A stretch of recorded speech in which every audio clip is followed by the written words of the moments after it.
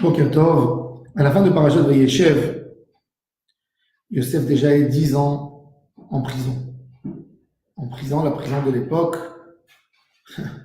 c'était pas comme les prisons d'aujourd'hui. La prison d'aujourd'hui, c'est hôtel 5 étoiles par rapport à la prison de l'époque.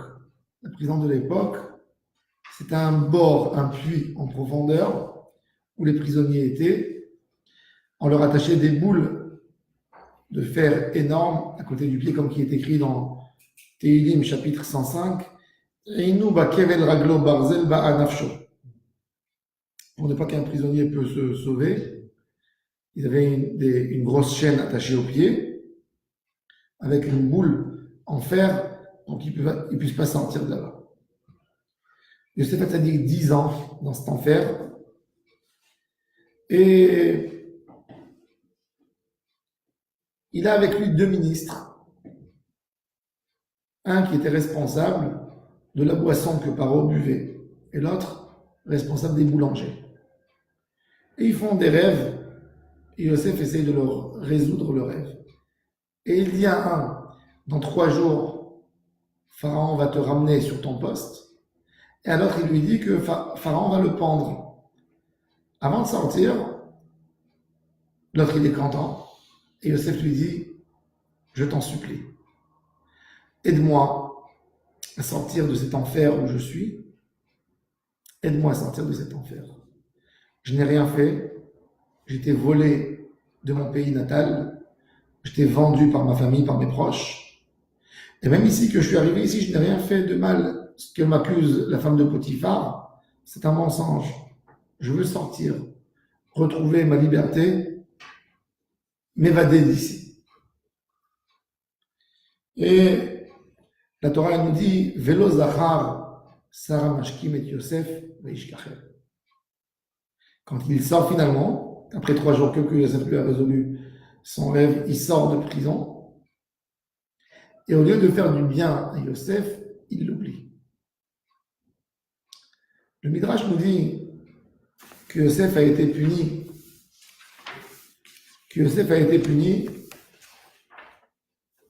Comme il nous dit le Midrash, Ashrei Adam, Ashrei Hagever Asher, Sam Adonai Mivtachon, Velo Pana El Rehavim. Heureux l'homme qui a confiance totalement en Dieu et il ne s'adresse pas à des gens, des menteurs. Dit vrai Rahav. Rahav, c'est quelqu'un qui se vante. Il ne s'appuie pas sur des gens qui se vantent d'eux-mêmes qu'aujourd'hui ils sont là et demain ils ne sont pas là. Avec un T, Rahavim, oui. Les Égyptiens. Sivan Rahav. Oui, Sivan Rahav, oui. Et Sivan, c'est peut-être une gentille femme, je ne sais pas. Ouais. Mais Rahav, oui. Et les Égyptiens aussi s'appellent Rahav, oui. Les Égyptiens. Pourquoi? Parce que c'était des gens qui se vantaient. Pour eux, l'apparence était plus important que tout.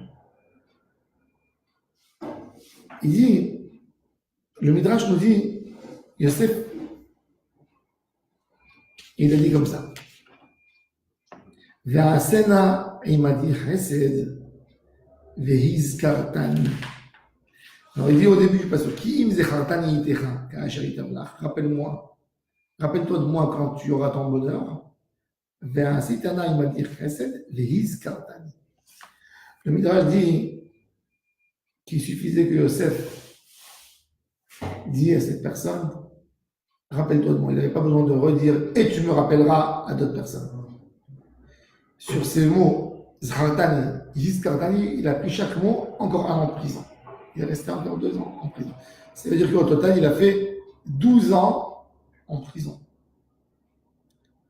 La question qui se pose, à tel point on est puni parce que on a demandé à quelqu'un, rappelle-toi de moi, qu'est-ce que Akadosh Baruch Hu veut de ces tzadikim, veut de ses enfants dans ce monde? Elle est où la limite de la ishtadlut?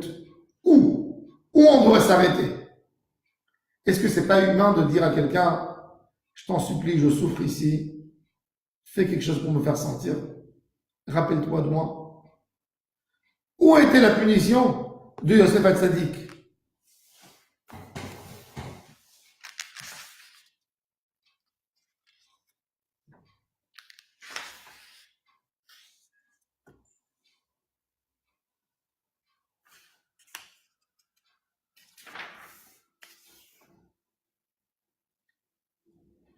Alors Rachid nous dit, Mipnei shetala bo Yosef bitrono.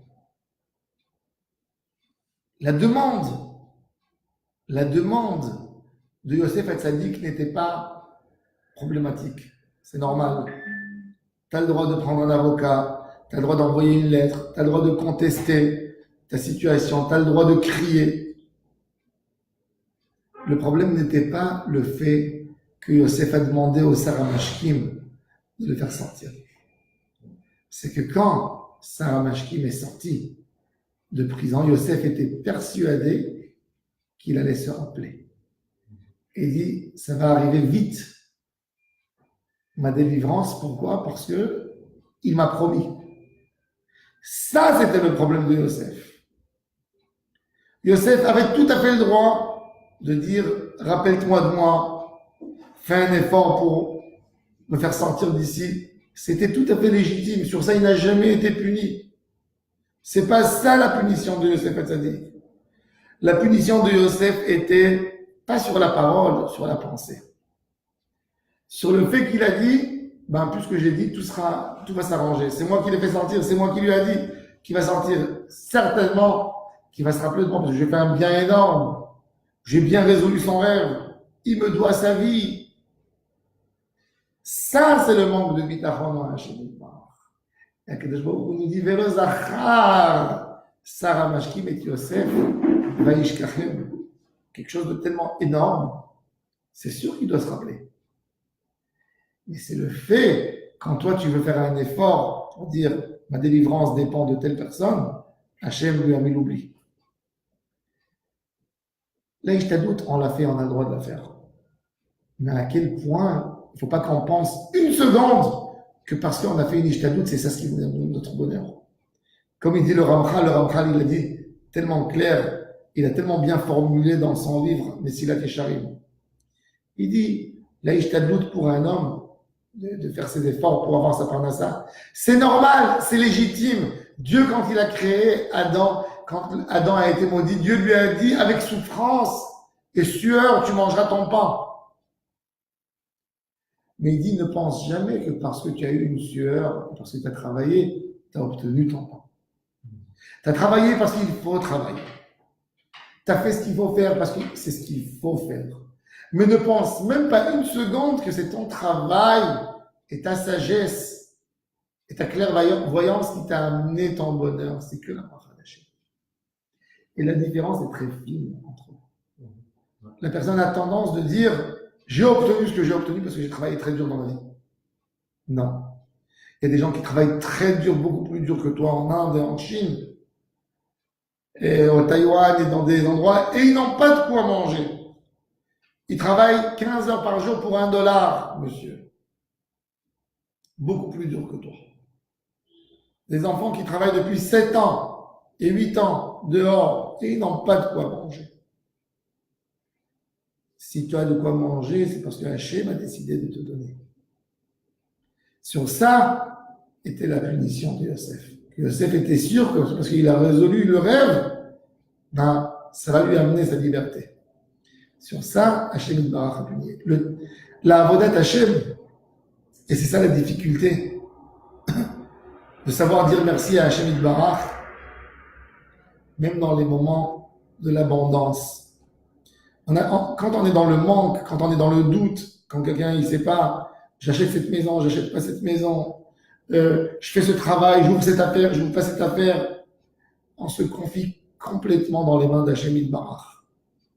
Mais au moment où ça vient, au moment où on a commencé à gagner de l'argent, on n'est plus là pour faire les mêmes prières de remerciement à Hachem.